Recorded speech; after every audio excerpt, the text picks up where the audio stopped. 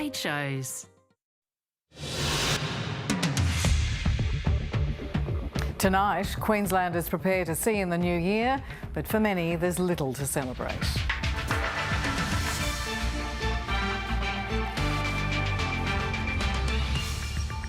Two dead after a truck and train collide in remote South Australia. The new portable technology helping stroke patients to get critical care on time. And the last press of coins featuring the Queen. From tomorrow, they'll bear the image of King Charles. Good evening, Ellen Fanning with ABC News. Across the state, Queenslanders are gearing up to see out quite the year. Thousands have gathered for fireworks, music festivals and for some, a shot at love. But for many in the southeast corner without power since the wild Christmas storms, it'll be a darker than usual celebration. Good weather for reflecting on the year that's been. Happy New Year! Those wanting a front row seat to the South Bank fireworks arrived early with the essentials. I've been here quite a few years now doing this. It's exhausting, but I thoroughly enjoy it and wouldn't have it any other way. Shaded spots were hot real estate. I'm coming in the morning, 6 o'clock. I'll be going to the bar very shortly to have a drink. The details of the celebration were lost on some in the midst of fireworks excitement. And what's today? Is it Tuesday? From 8 o'clock tonight, public transport in southeast Queensland will be free to ease congestion for those brave enough to see in the new year. At Brisbane's South Bank, 110 optimistic singles are hoping to find their New Year's kiss. That would be our main goal, big, massive New Year's rom-com type moments, but we can't always predict or control those. With attendees ranging from 25 to 65, the single mingle is growing in popularity. The majority of them are sick of apps, they're impersonal, they're not really connecting with someone, they just want to connect with someone for real. More mature guests need less encouragement.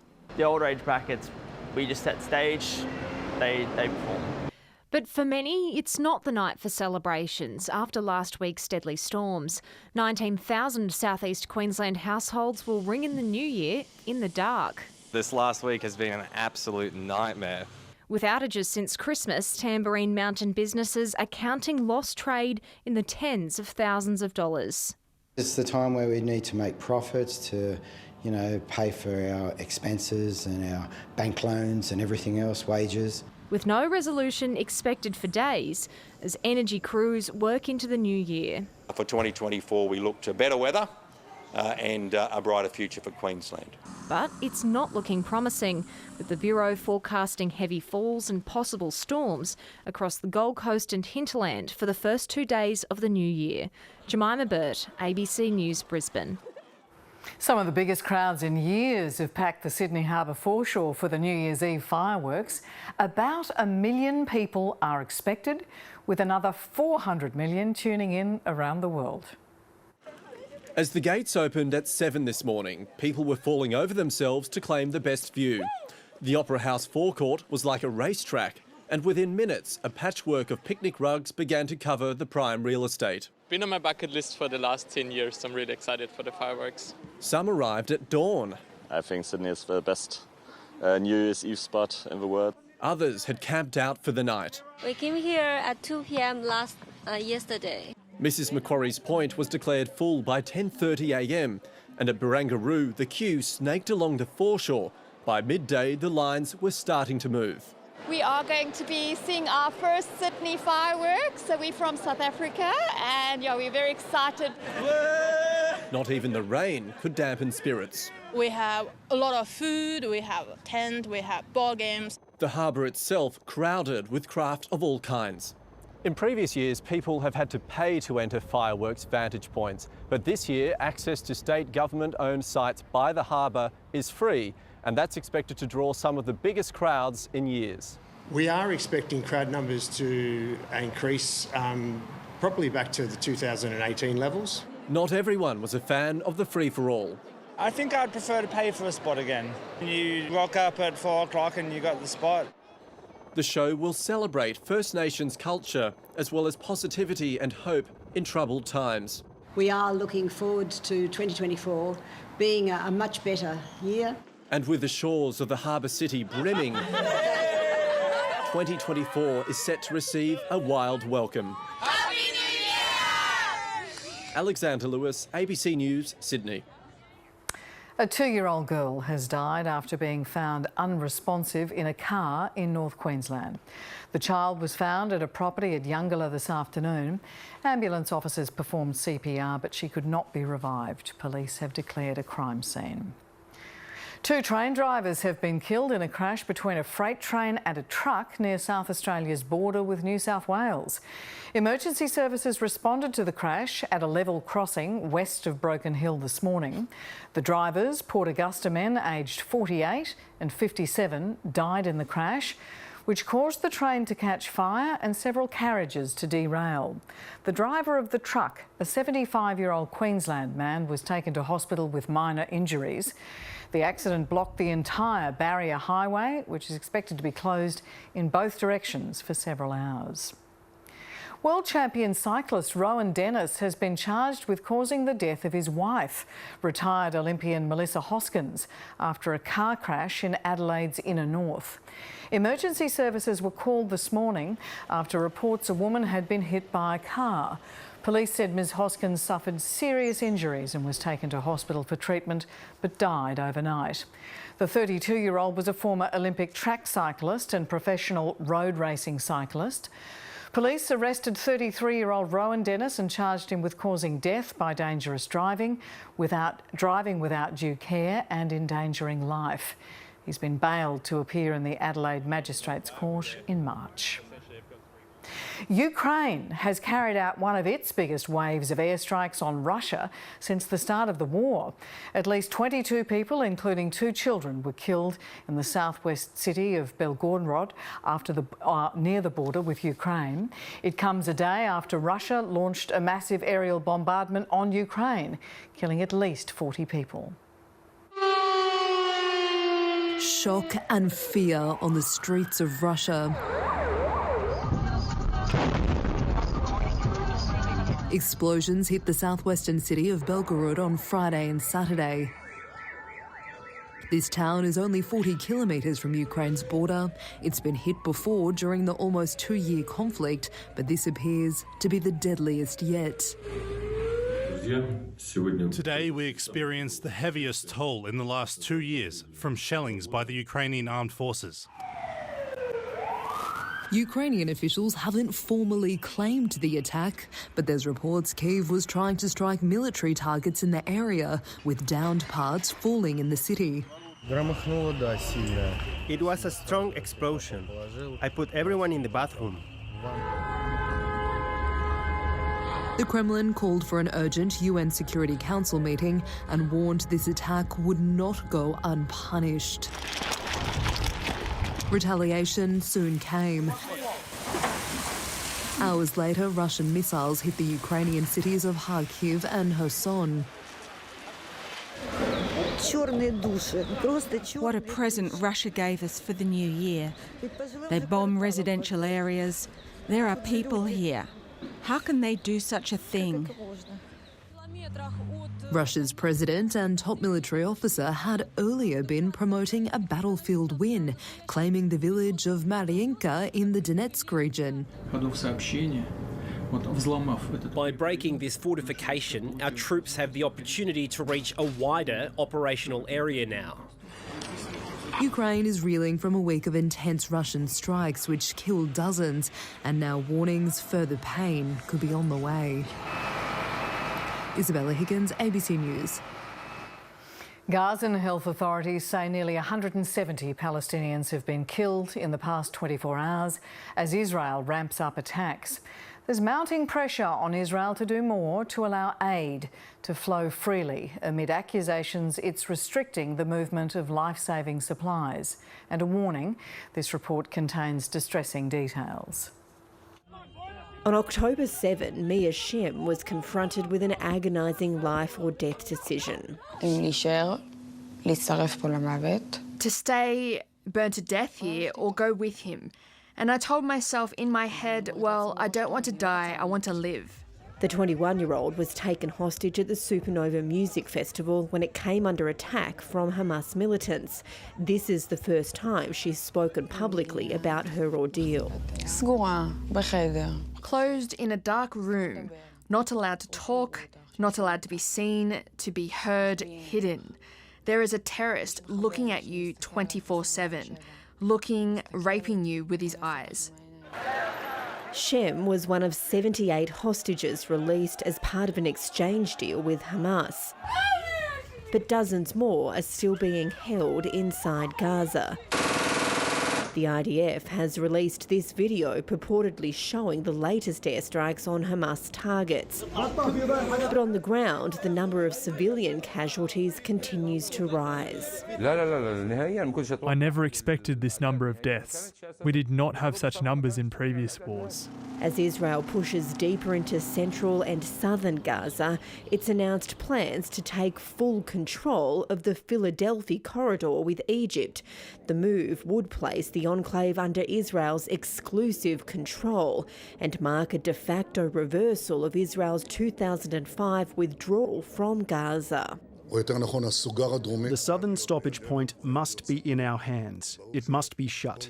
It is clear that any other arrangement would not ensure the demilitarisation that we seek. Israel is already accused of limiting badly needed humanitarian aid through its crossings, but it's condemning suggestions only a small amount of aid is getting through. We place no limit on the amount of humanitarian supplies which can enter the Strip.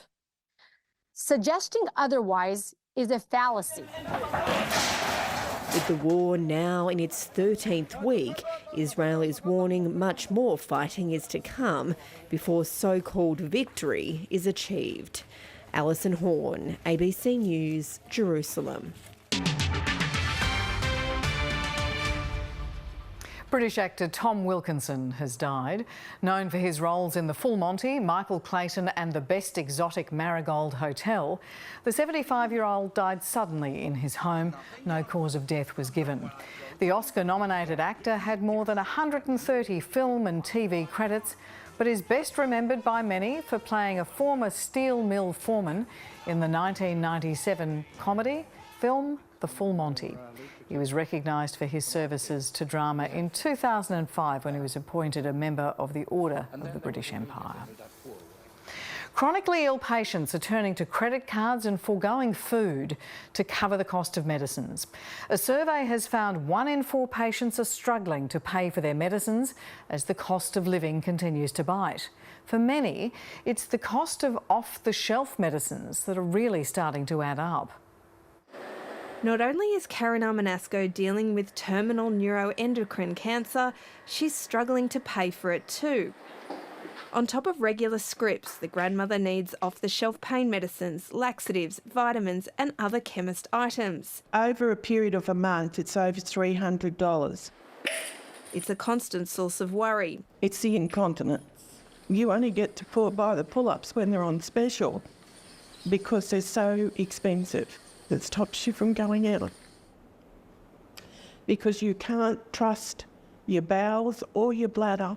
She's one of many feeling the pinch when it comes to pharmacy goods not listed under the Pharmaceutical Benefits Scheme, or PBS. They include essential items like pain medicines and gels, sharp spins, asthma spacers, incontinence pads, dressings, or even pregnancy vitamins.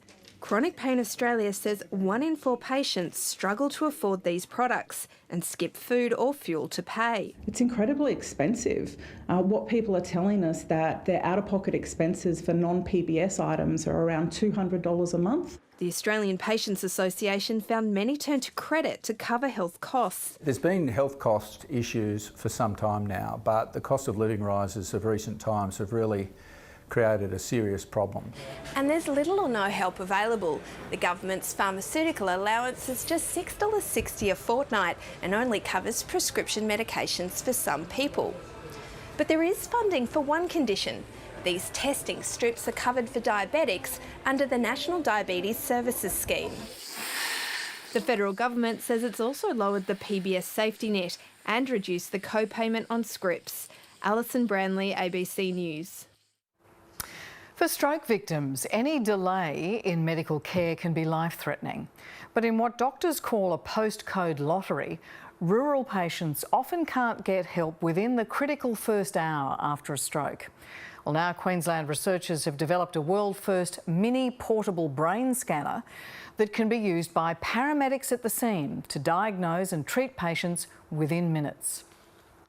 Champion teenage runner Sean Lockhart had a stroke at 15, but because he lives in rural Queensland, he had just a 3% chance of getting treated within that golden hour. Sean arrived at the hospital at 4 p.m.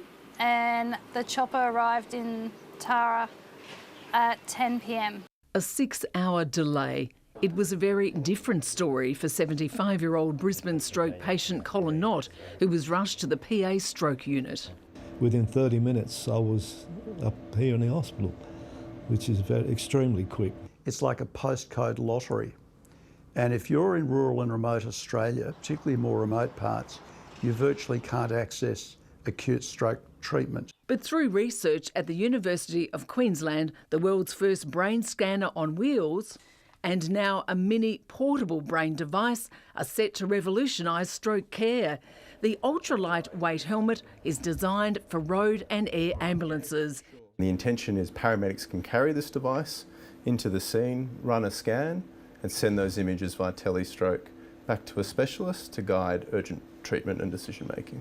It weighs under 10 kilos and has a ring of 28 antennas that send ultra-high frequency radio signals to detect if it's a clot or a bleed and to be treated accordingly. It's very comfortable, it's non-invasive, and the whole process takes under 10 minutes. The scanners are being trialled at major tertiary hospitals in Melbourne, Sydney and here in Brisbane. Then the mini brain scanner will be rolled out in ambulances around the country in a second trial mid next year.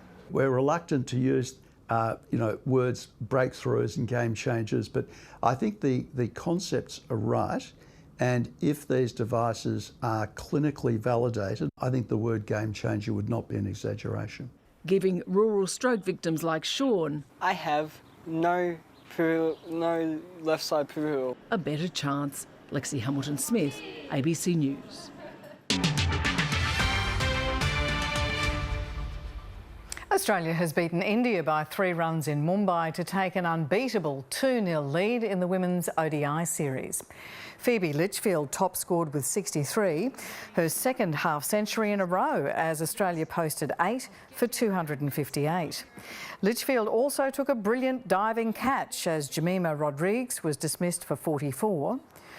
Risha Ghosh fell only 4 runs short of a century, and Australia maintained its record of never having lost a one-day series against India. That's not on our mind at all. We're fully aware of just how good this opposition is that we're playing against, and we know we've got to be up to the mark to maintain that record. Rafael Nadal has revealed he considered retirement ahead of his long-awaited return to singles action at the Brisbane International. It comes as the 22-time Grand Slam champion also hinted there's a high chance this summer will be his last down under. Back in a familiar surrounding, a place Rafa says holds fond memories. This trip, he'll cherish them even more.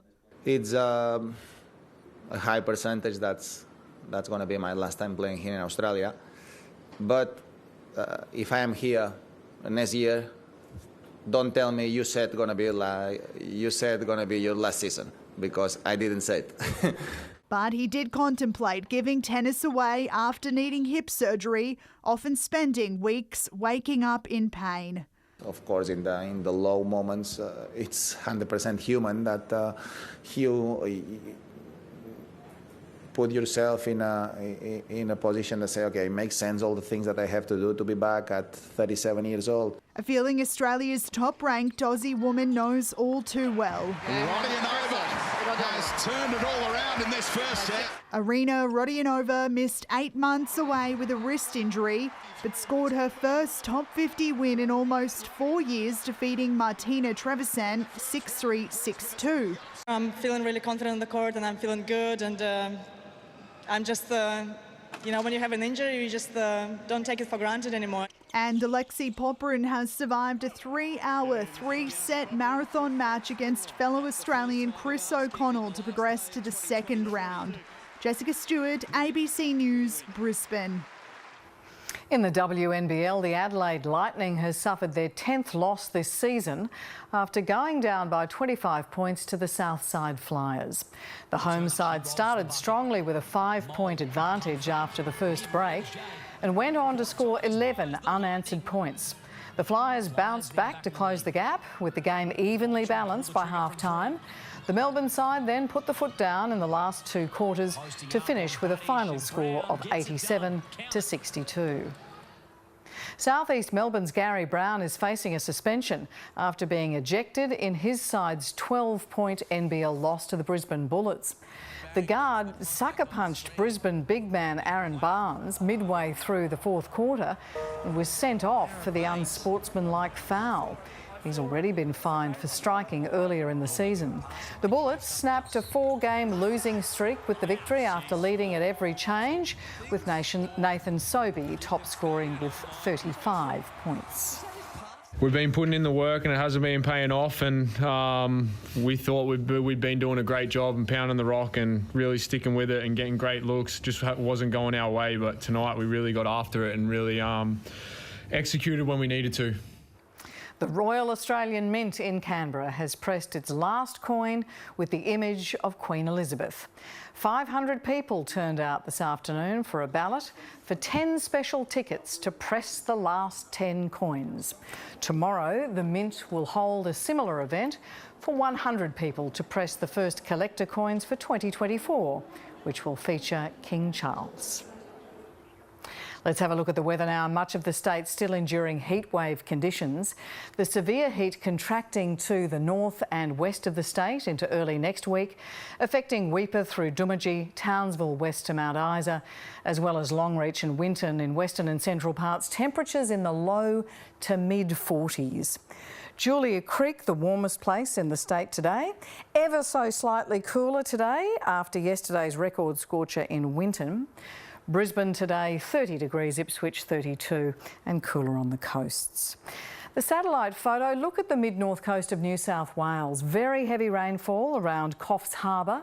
That system is going to move north. There's a severe weather warning for heavy rainfall from tomorrow for the Gold Coast and hinterland areas.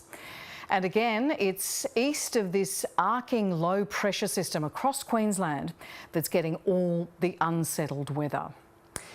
Severe thunderstorms continuing tonight from Hughenden to St George, with warnings for hail, wind and heavy rain. Dysart recorded 62 millimetres of rain in the half hour to 5:30. For people on the Gold Coast, Coolangatta, Mount Tamborine and Springbrook, a severe weather warning for heavy rainfall and thunderstorms, which may lead to flash flooding during Monday. 3 to 6 hourly rainfall totals could reach between 80 and 160 millimetres, and isolated 24 hourly totals could exceed 200 millimetres. That's nearly 8 inches over the day.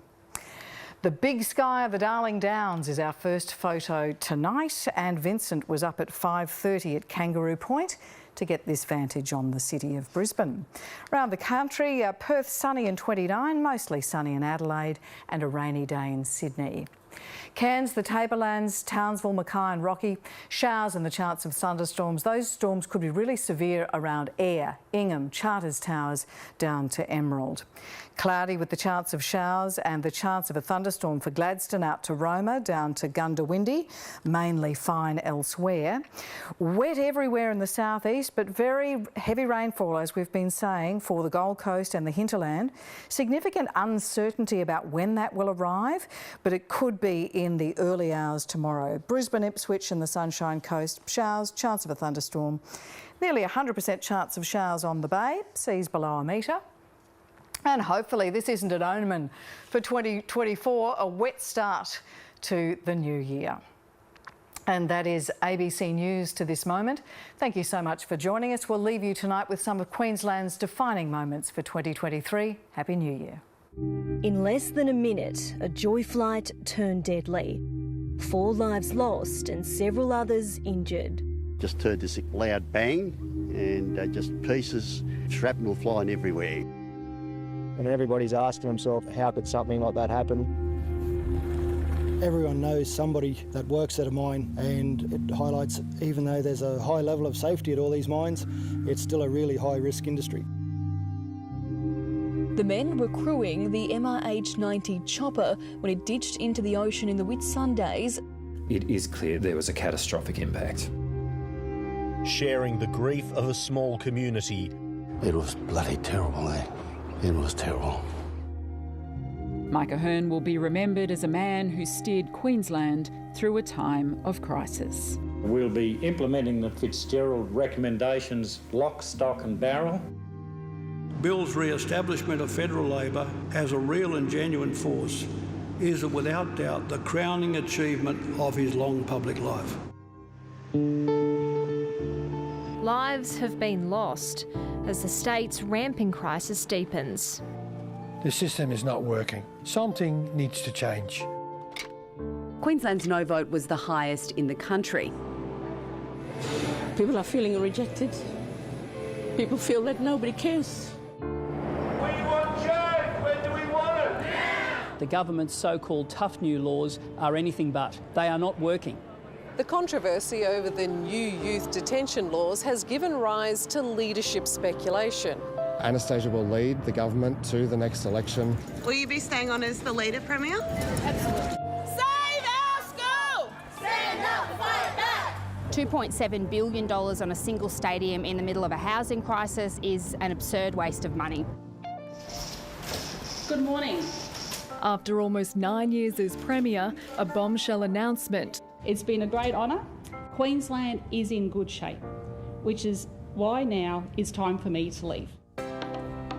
It was all smiles for the Premier and his revamped team. Stephen Miles, Queensland Premier. It is the first time I've said that.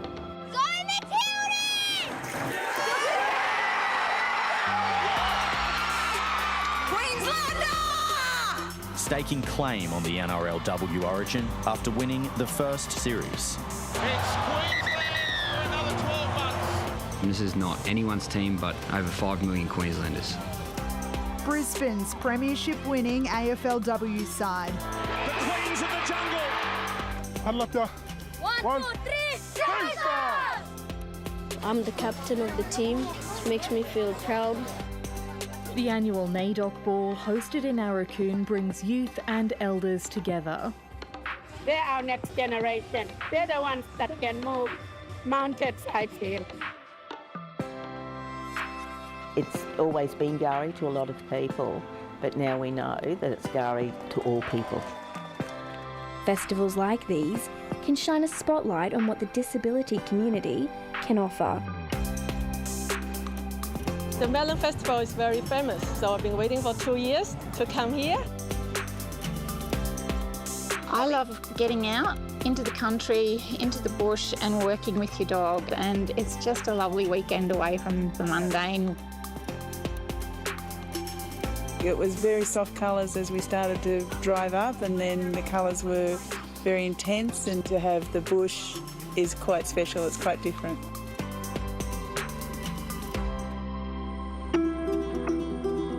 Locals say it's the worst flood in memory.